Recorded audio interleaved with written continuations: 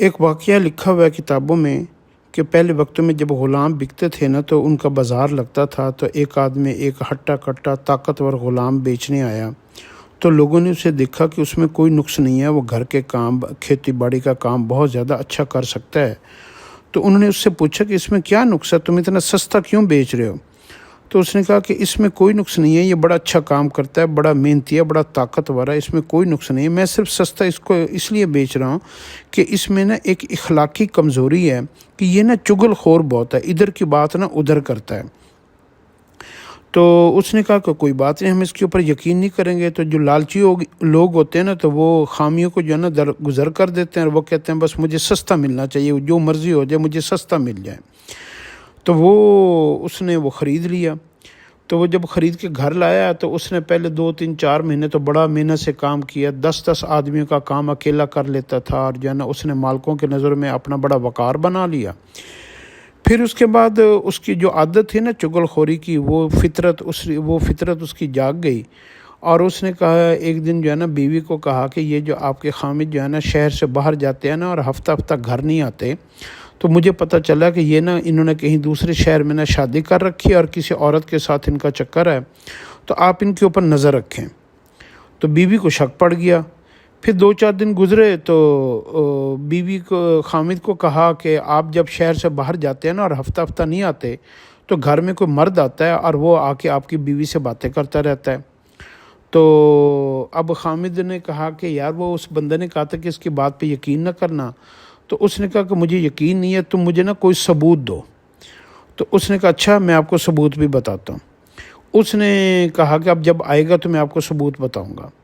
پھر اس نے بیوی کو نا کہا کہ میں ایک بزرگ کے پاس گیا تھا، تو انہوں نے مجھے ایک نسخہ بتایا ہے کہ آپ کا خامد دوسری شادی اور دوسری عورت کے چکر میں جو ہے نا جو پڑا ہوا ہے نا یہ ختم ہو جائے گا، رک جائے گا، صرف آپ کا ہی بن کر رہے گا۔ آپ اس طرح کریں کہ جب یہ رات کو سوئے نا تو آپ کینچی لے کر نا اس کی داڑھی کا سب سے نیچے والا ایک بال کاٹ کے مجھے دے دینا، میں اس کے اوپر کوئی ایسا عمل کروں گا، کوئی دم درود پڑھوں گا، کوئی تعویذ کروں گا، کوئی جادو ٹونا کروں گا، اور اس سے آپ کا خامد جو ہے نا اس کا باہر کی ساری عورتوں سے نا دل جو ہے نا وہ اچاٹ ہو جائے گا اور صرف آپ کی طرف رہے گا۔ تو عورت جو ہوتی ہے نا وہ ذرا عقل کی تھوڑی ہوتی ہے، اور وہ عورت کو اپنے خامد سے پیار بھی ہوتا ہے، گھر سے بھی پیار ہوتا ہے، تو وہ اس طرح کی جو ہے نا وہ باتوں میں آپ بھی جلدی جاتی ہے۔ تو اس بیچاری نے کیا کیا کہ اس نے کہا اچھا ٹھیک ہے۔ اب خامد کو کہا کہ اب آپ خبردار رہنا کہ اس بندے نے جو پیچھے آتا ہے آپ کے پیچھے اور اس عورت نے مل کر نا آپ کو مارنے کا پروگرام بنا لیا ہے، تو یہ چھری چاقو یا کینچی لے کر آپ کی گردن کاٹنے آئے گی، اور یہ میرا ثبوت ہے۔ اب آپ کو میری بات کا یقین نہیں آ رہا تھا نا، تو یہ میرا ثبوت ہے، اب آپ کو ثبوت کے ساتھ میں دے رہا ہوں کہ آپ کو جان سے مارنے کے چکر میں ہے یہ۔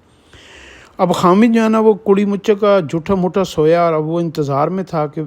وہ بیوی اس کی کیا حرکت کرتی ہے۔ تو بیوی جو ہے نا آدھی رات کو اٹھی اور اس نے وہ کینچی لی اور کینچی سے نیچے والا بال کاٹنے لگی، تو خامد نے اس کا ہاتھ پکڑ لیا۔ بیوی نے بتھیری قسمیں کھائیں، وعدے کیے، لیکن خامد نے کہا کہ نہیں مجھے ساری باتوں کا پتہ، اور خامد نے بیوی کو موقع کے اوپر جان سے مار دیا، اور بعد میں خامد خود پھانسی لگ گیا۔ یہ ہوتا ہے چغل خور آدمی۔ ہمارے ہاں چغل خور کو بہت پسند کیا جاتا ہے، محفل کی جان ہوتا ہے، گھر کی زینت ہوتا ہے، رونق لگاتا ہے، ساری رشتہ داروں کی مخبریاں لے کر آتا ہے، سارے بہن بھائیوں میں دراڑیں ڈالتا ہے، مزے کی باتیں سناتا ہے، کمزوریاں بتاتا ہے، لوگوں کی خامیاں بتاتا ہے، اور ہم یوں سمجھتے ہیں کہ مجھے اس کی اس بات کا بھی پتہ چل گیا، مجھے اس کی اس بات کمزوری کا بھی پتہ چل گیا، مجھے اس کے اس گناہ کا بھی پتہ چل گیا۔ تو ہم بڑے اپنے آپ کو سمجھتے ہیں کہ ہم فرشتے ہیں، اور لوگوں کے اندر بہت زیادہ خامی ہیں، اور پتہ کہاں سے چلتی ہیں کہ چغل خور بندے سے۔ اور چغل خور کو پسند کون کرتا ہے؟ ہم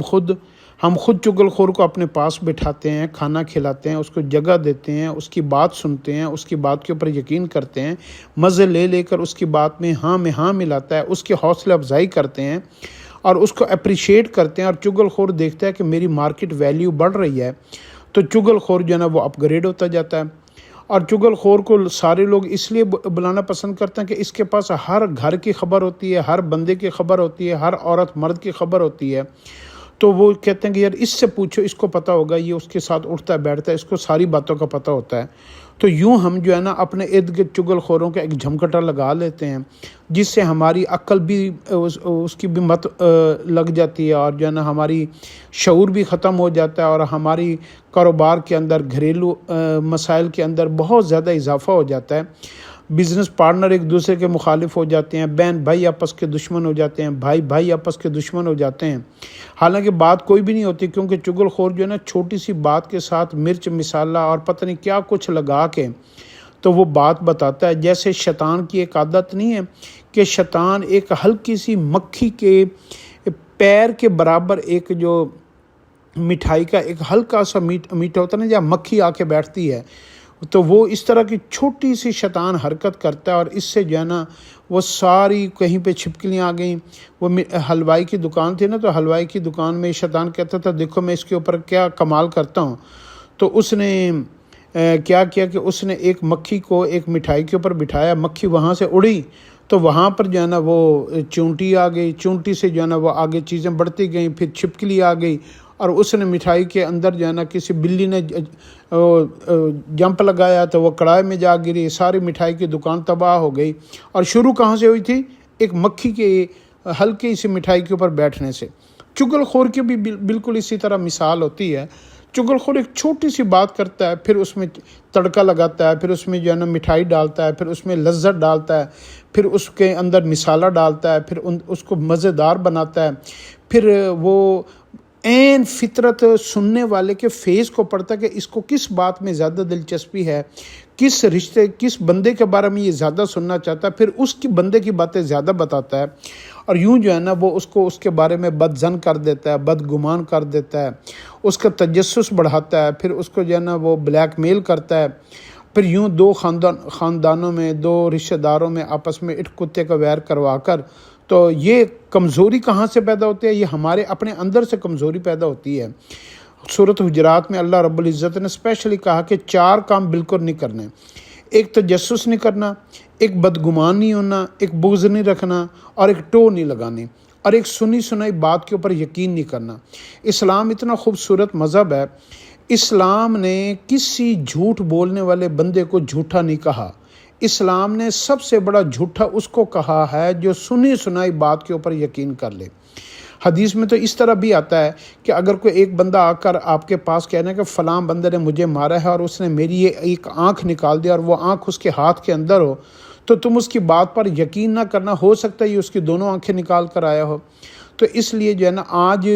اس معاشرے میں جس میں ہم رہ رہے ہیں، آج ہر طرف مقدمے بازیاں، قتل و غارت، دشمنیاں اور نفرتیں اور شریکہ پنا اور دوریاں اور میاں بیوی کے اندر، یہ ساری کی بنیاد پتہ کیا ہے؟ کہ ہم چگل خوروں کو اپنے پاس جگہ دیتے ہیں۔